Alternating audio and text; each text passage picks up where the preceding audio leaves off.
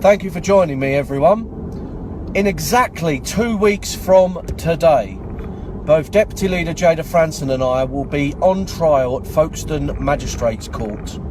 This is a 2-day trial on the 29th and the 30th of January. And why are we on trial? We're both charged with causing harassment, alarm and distress to a group of convicted migrant child rapists, all of them from Afghanistan, none of them originally from this country.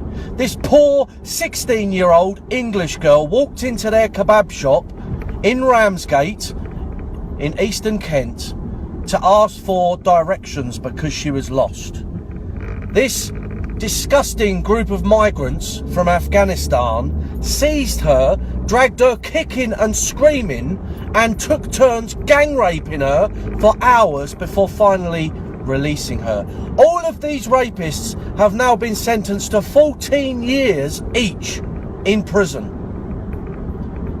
We put out a few videos relating to the case as it was going on at that time, the trial. And do you know what the police reaction was?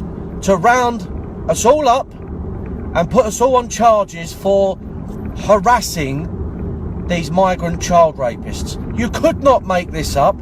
This isn't even our country anymore. What the hell is going on? You've got cases like that of Chelsea Wright, where there's DNA evidence proving that she was raped by multiple men, and what did the CPS do? They refused to prosecute.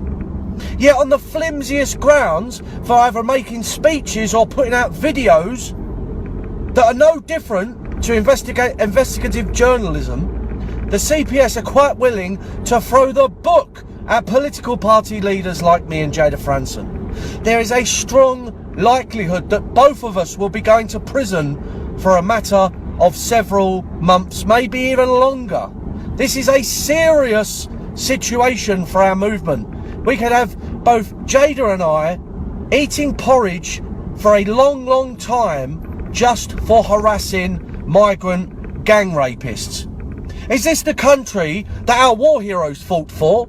Is this the country that the likes of Winston Churchill and the pilots who flew the Spitfires and the Hurricanes, the sailors who fought off the U-boats in the Atlantic, all the heroes of Normandy, all the heroes of the trenches, all the heroes of Waterloo, all the heroes of Trafalgar, did they fight for a country that persecutes its own people? Because that is exactly what is happening. Next time you see the British Prime Minister posturing and grandstanding on the world stage talking about democracy and freedom, you just remember what is happening to political party leaders in this country.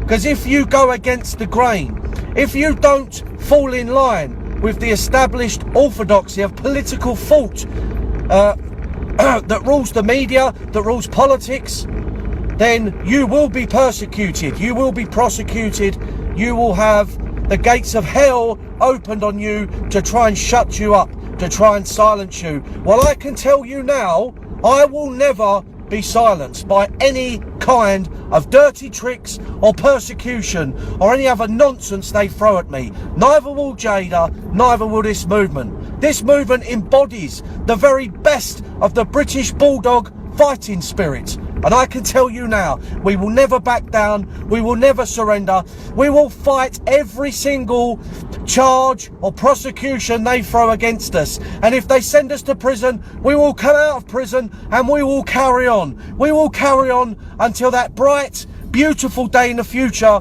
when we have a patriotic government, politicians we can be proud of, when immigration has been stopped, when we're finally out of the EU and we live in a country, a beautiful country, where our people are put first.